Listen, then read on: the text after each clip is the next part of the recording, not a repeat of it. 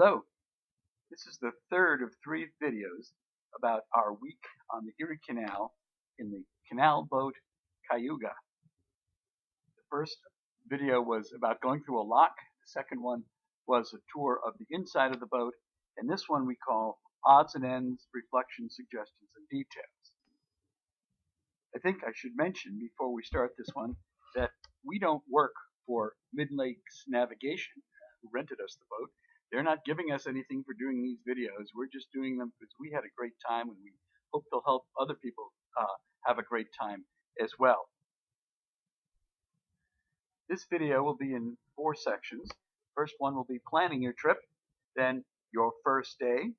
The third one will be operating the boat, and finally the canal experience. Our first section is called planning your trip. And the first thought we had when we started this section was, who are you going to go with? Who are you going to go on this vacation with? So you should probably find people who you can operate with in a small space. It's not uncomfortably small, but it does take some planning.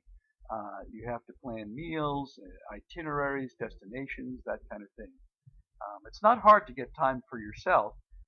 You can hang out on your bed, read or take a nap, hang out in the bow or on the roof of the boat, and often driving is a solitary experience as well. But overall, you're committed to living together on a relatively small boat for a week. All right, so what do you bring? The easy answer to this is that Mid-Lakes will give you a list of things that they have on the boat available for your use when you do your last payment.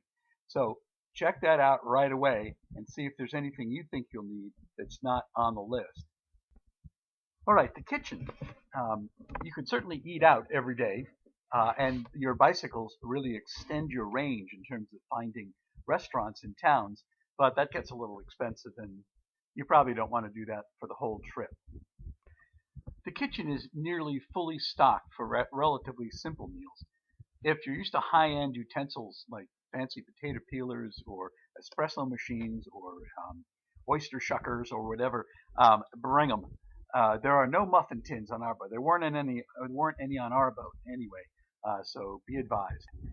You'll probably want to keep meal plans simple. There's very little counter space, and the stove has 3 burners, not 4. There's plenty of space for food storage, though, so bring mixes, canned food, and box food, and so forth. The refrigerator is kind of dorm-sized and maybe a little larger. A medium-sized, hard-sided cooler comes with the boat, so you don't need to bring a lot of coolers. The drinking water is fine, unless you're really picky. You take on town water every night, so it's like drinking from a faucet in the town. About the coffee, the Cayuga only had a percolator that you put on the stove. We knew that because we had looked at the list, but the drip cone and the filters got left behind somehow. So we drank percolated coffee all week, and you know what? It was fine. So if you need to have drip coffee, bring your drip cones. But if not, percolated's fine, and you can relive the old days. In the bedrooms, sheets, blankets, pillows, pillowcases, towels, face cloths are all provided. You may want to bring something extra for whoever's going to sleep on the futon, because like futons everywhere, this one also needs a little bit more padding. And don't forget to bring bicycle helmets for anyone who needs them, especially the kids. And finally, at some point when you're arranging your reservations for the canal boat, Mid-Lakes will offer you the opportunity to buy the cruising guide to the New York State Canal System. It's a huge coil-bound book of maps. Each page is just a mile or 2 of the canal. Lots of detail, very accurate. At the time we took the trip, it was $25, and it was worth every penny. So I recommend it. We all recommend it. Your first day. All right, the day has come. When you get to the Mid-Lakes Marina, you can pull your car almost right up to the boat and unload very easily. We unpacked everything and then brought all of the suitcases and boxes and containers and everything else right back to the car and stored it there during the week we were away. Once you're settled in the boat, someone will come to do orientation with you. This is where you learn how the boat works and how to drive it. I didn't know what to expect, but the orientation was thorough, pleasant, cheerful, and upbeat. Now, the young man who did our orientation was a high school student, and I'm thinking, well, I'm in my 60s, and I've been driving a car anyway longer than his parents have been alive. How's this going to work? But it was really a lot of fun and very pleasant, and he's very respectful, focused, and full of information and encouragement. The orientation takes about an hour, and it's very thorough, as I said. They've got a list of things that you've got to remember, from the simple stuff like don't drive the boat off the dock without unhooking the electrics, to some things that are a little more complex, like remembering which switches are on when during your day. But they've got a list that they leave with you, and the important things are in bold, and as long as you don't lose the list, you'll be fine.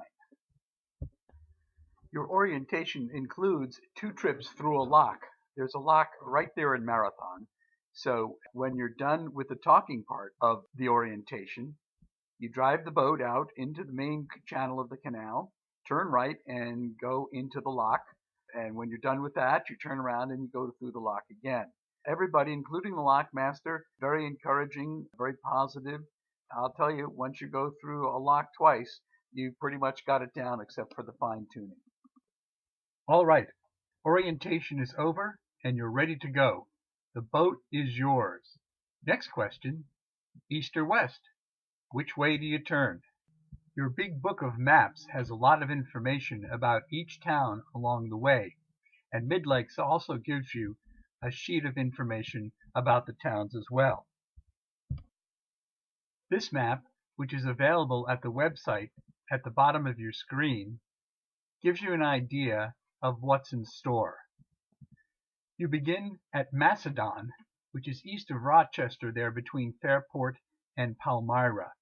If you go west, you encounter towns that are generally suburbs of Rochester or Buffalo and tend to be larger and have more services. If you go east, you encounter towns that are smaller and have fewer services and sometimes are further apart. You can see between Clyde and Baldwinsville, there may be 3 or 4 hours of driving. Going west, it's a little more built up. Going east, it seemed more closed in and overgrown.